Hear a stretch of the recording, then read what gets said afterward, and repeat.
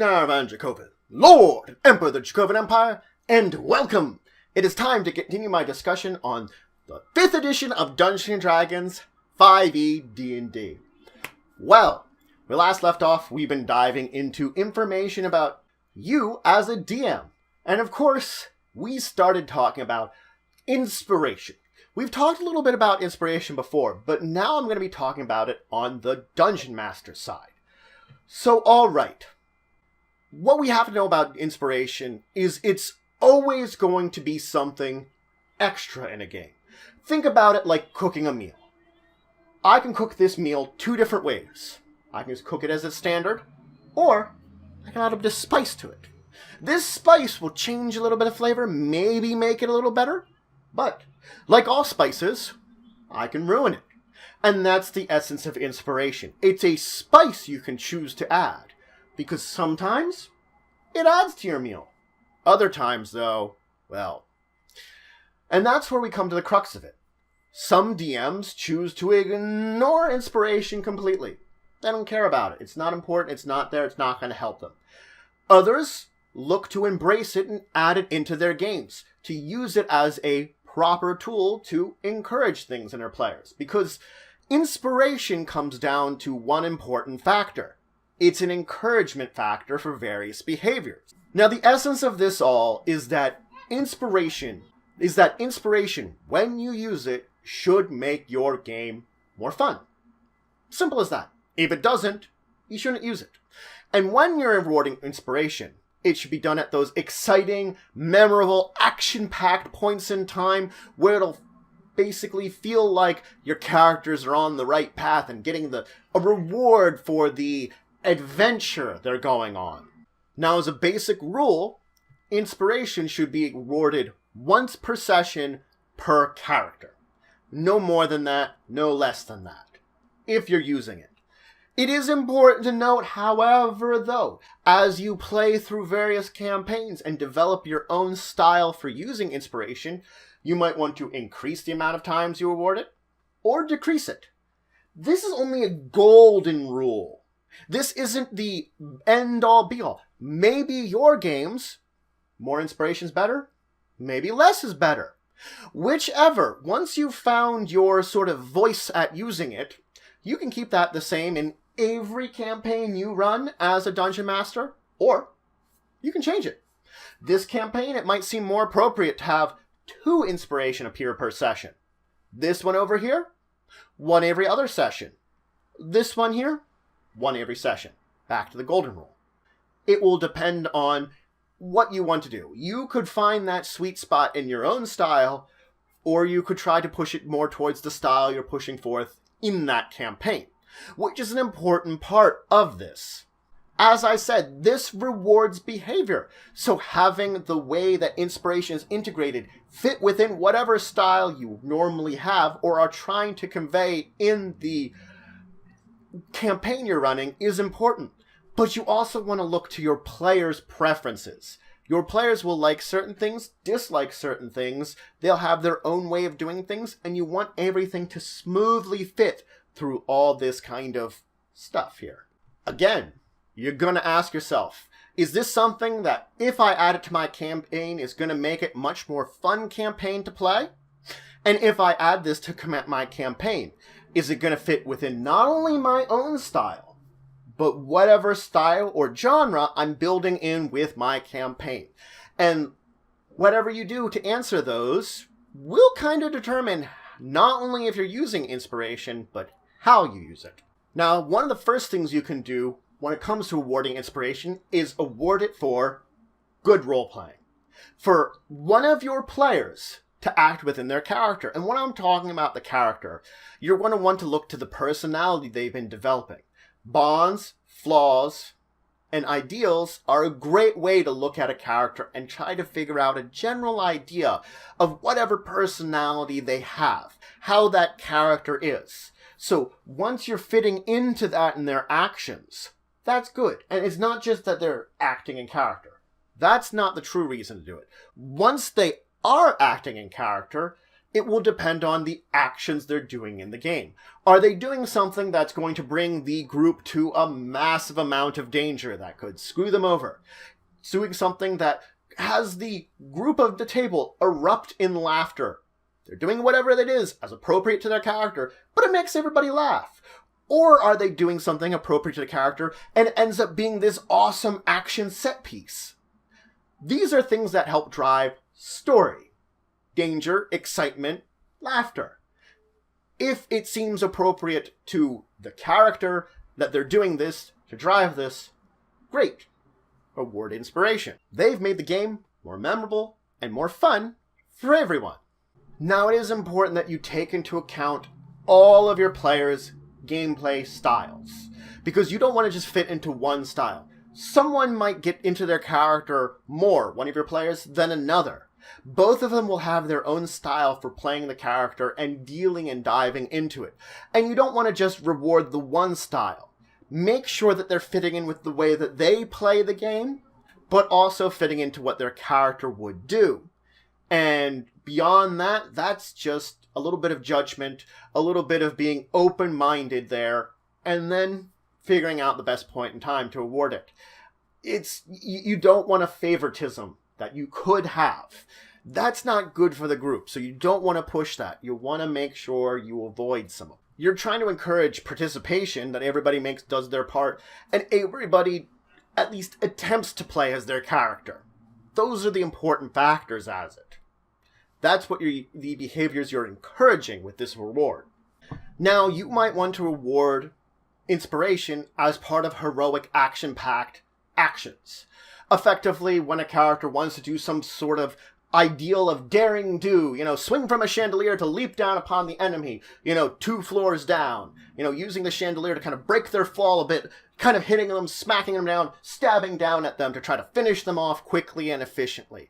It's action set pieces, it's things that fill you with that kind of excitement, push you forward, makes it an action-packed adventure. And using some inspiration can be an encouragement for your players to become those swashbuckling heroes of old.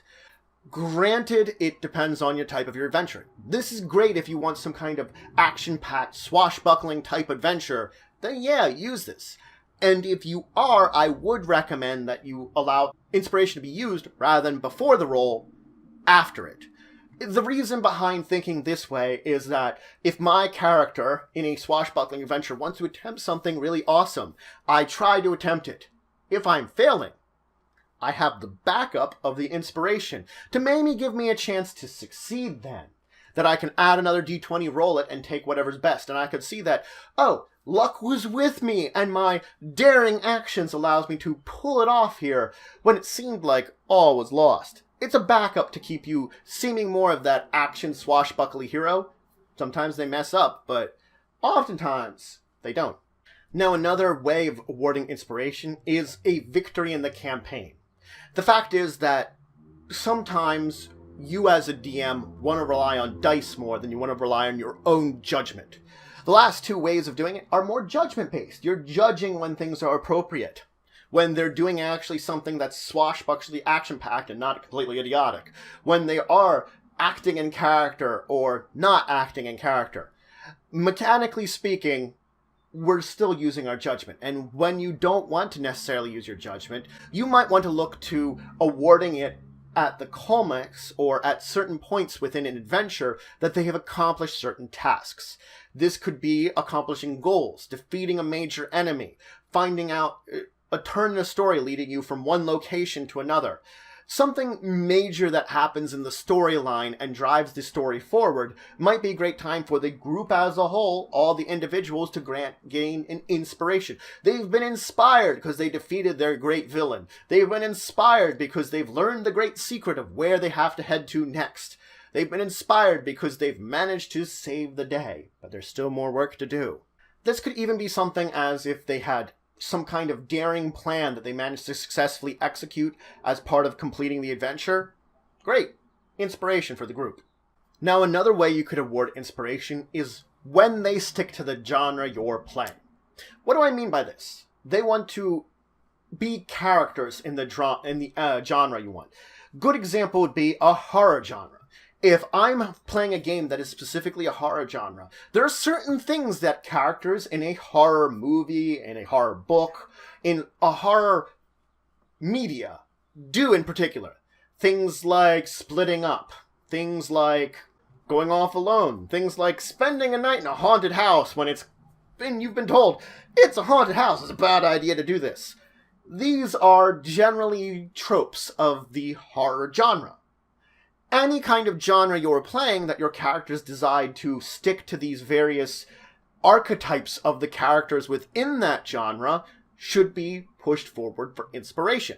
You basically, when your characters should have the sense, if they're real people, to avoid something, but they still do it because it fits within the genre of the game you're playing, award them inspiration. One of them basically calls out, "Let's split up, gang!"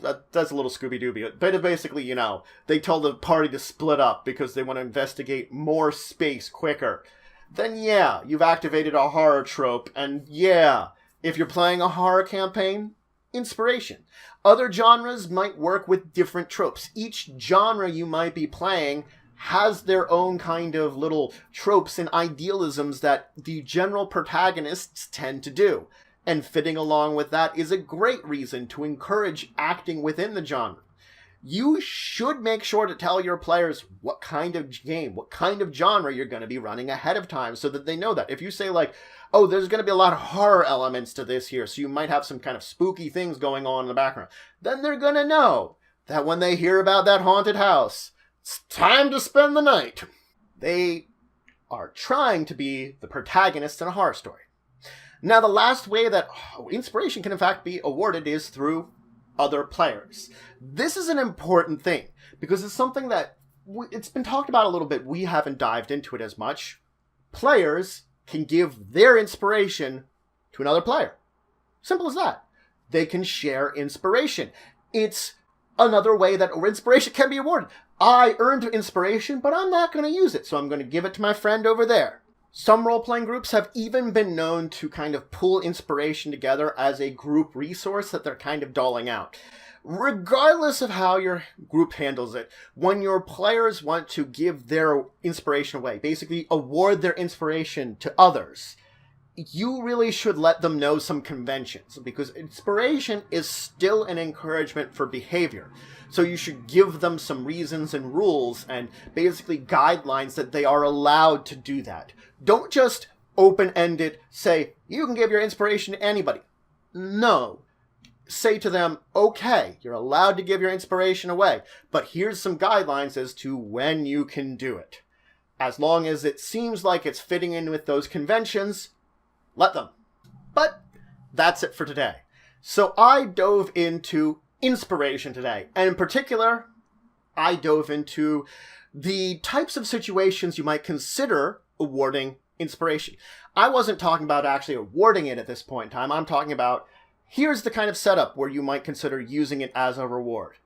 Role-playing, being heroic in an action game, a part of victory, or success in a mission, or even encouraging a genre. All these are great ways of getting inspiration. But now that we've talked about that, in the next episode, we're going to talk about actually handing it out to your opponents. Actually, the part of rewarding them inspiration. When it is appropriate, once we've chosen the kind of setup for rewarding it. And we'll move into, then, of course, the results of the dice rolls. Because inspiration, we're still talking about our ability checks here that we've been talking about for a couple of weeks now. Inspiration is directly linked to it. It is allowing you to get advantage on a roll. You only have one. You can only have one at a time. You get that advantage on a roll. We're going to talk about the results and understanding those a little bit more. But I hope you're having a great day.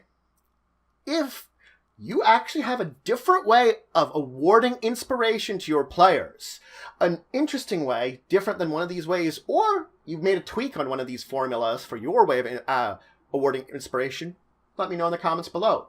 Inspiration is an interesting thing that I use, but not very often, not in all of my games, which means that it's something that definitely I'm always on the lookout for new and interesting ways of using it.